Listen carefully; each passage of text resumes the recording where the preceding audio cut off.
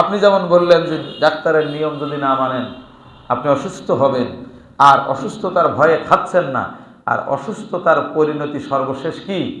মৃত্যু। তো সেই মৃত্যুর মালিককে আল্লাহ। এখন বলেন, ডাক্তার তো আল্লাহর সৃষ্টি, আর একজন আল্লাহর সৃষ্টি এক বান্দা না ডাক্তার?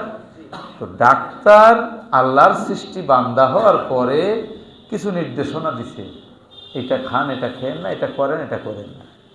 আপনি আমি যে মৃত্যুর ভয়ে সেটা মেনে চলছি, একবার কি ভেবে দেখেছি আমার ওই মৃত্যুর মালিক যিনি, তিনি কে? একটু জোরে বলেন কে? সেই মালিক আমাকে কোনো বিধি নিষেধ দিচ্ছেন কিনা। তার কারণ ডাক্তারের নির্দেশনা আমি মানলেও মৃত্যুবরণ করতে হবে, ডাক্তারের নির্দেশনা না মানলেও মৃত্যুবরণ করতে হবে।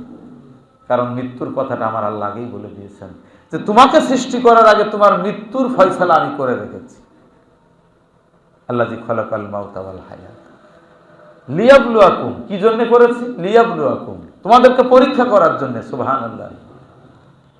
এখন কি পরীক্ষা করার জন্য? আল্লাহ সেটাও বলে দিয়েছেন, আইয়ুকুম আহসানু আমালা, তোমাদের মধ্যে কে কত সৎ কাজ করতে পারে, সুন্দর আমল করতে পারে।